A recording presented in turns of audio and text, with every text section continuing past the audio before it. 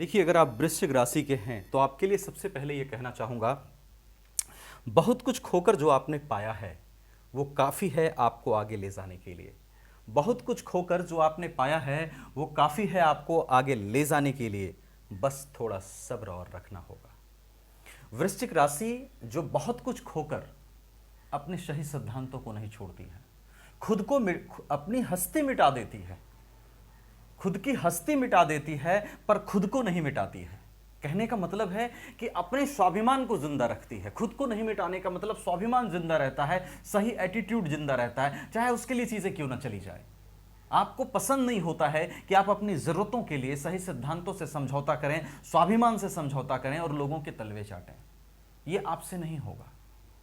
गलत के सामने झुक जाएं और गलत चीजों को स्वीकार कर लें, आपसे नहीं होता है।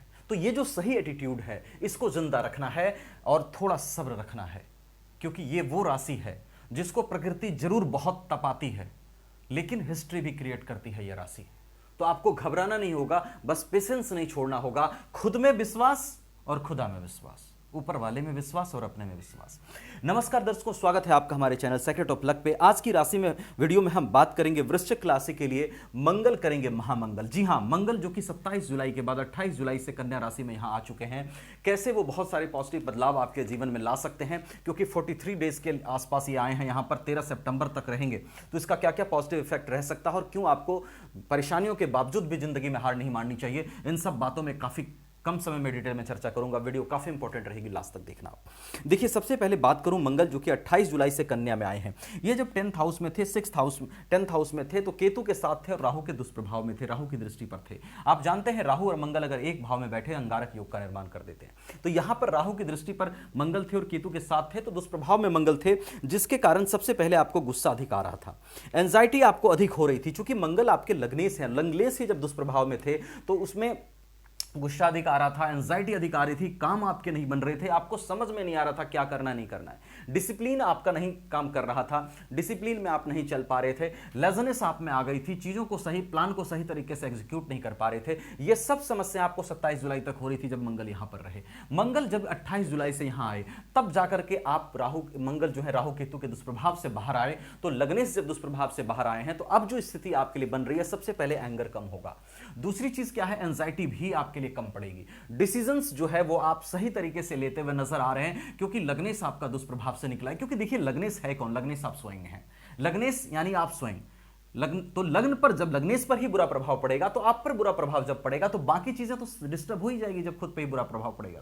तो सबसे पहले जब मंगल यहां बाहर आए हैं तो आपके ऊपर जो नेगेटिव एनर्जीज आ रही थी, चाहे वो गुस्से के रूप में हो, एंजाइटी के रूप में हो, ओवर थिंकिंग के रूप में हो, लेजनेस के रूप में हो, वो सब कंट्रोल होगा और आपके लिए चीजें सही होती हुई दिखाई देगी। आप सही तरीके से चीजों को सोच पाएंगे, डिसीजन सही ले पाएंगे, अपने आप पे कंट्रोल रख पाएंगे, अपने विचारों पर नियंत्रण रख पाएंगे। और ये सब चीज 27 जुलाई के बाद अब धीरे धीरे आपके लिए होता हुआ नजर आ रहा होगा।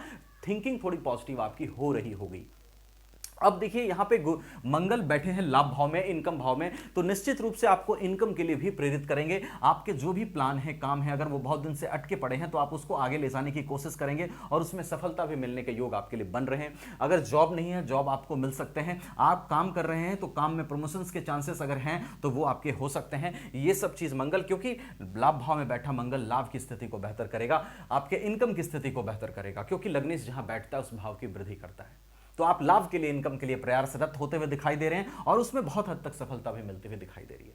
तो ये सब चीजें आपके कार्ड्स पर हैं, इन सब चीजों की पॉसिबिलिटीज बन रही है। लेकिन देखिए, अगर आप वृश्चिक राशि के, मैंने स्टार्टिंग में भी कहा, मैं थोड़ा सा इस पर भी चर्चा करूंगा कि क्यों आपको खुद में विश्वास नहीं छोड़ना चाहिए। देखिए, जब भी आप अच्छाई पे चलते हैं, आप एक अच्छे इंसान होते हैं, तो नियति आपकी परीक्षा लेती है, आपके लिए संघर्ष रखती है। लेकिन वो इसलिए नहीं रखती है कि नियति आपसे प्यार नहीं करती, वो इसलिए रखती है कि वो जीवन में आपको बहुत आगे देखना चाहती है। तो इसलिए आपको तपाती है, कुंदन बनाती है, संघर्ष कराती है, अच्छे बुरे की पहचान देती है और फिर जीवन में एक मैच्योर्ड इंसान बनाकर आगे ले जाती है। तो ये जो मैच्योरिटी के दरमियान जितने भी स्ट्रगल्स, प्रॉब्लम्स आपको आए हैं, उससे आपको नहीं घबराना है। खुद में विश्वास बनाए रखिए और ईश्वर में भी विश्वास बनाए रखिए और अपना काम जो है वो करते रहिए। इसके साथ ही देखिए, ये एक गोचर आधारित व्यवस्था से मैंने चीजें बताई। आपकी कुंडली में महादशा किसकी चल रही है, अंतरदशा किसकी चल रही है, सभी ग्रहों की क्या पोजीशन है, सटबल में ग्रहों की क्या पोजीशन है, सभी बातों पर प्रेडिक्शन निर्भर करेगा। तो अगर आप कंप्लीट इंफॉर्मेशन चाहते हैं, एक बार अपनी चार्ट भी जरूर दिखाइएगा। मुझसे दिखाना चाहें, वीडियो डिस्क्रिप्शन में व्हाट्सएप नंबर मिलेगा, कहीं और दिखाना चाहें तो वहां भी दिखा सकते हैं। चैनल को सब्सक्राइब करना बिल्कुल मत भूलिएगा, क्योंकि मैं हमेशा कोशिश करता हूं कम से कम समय में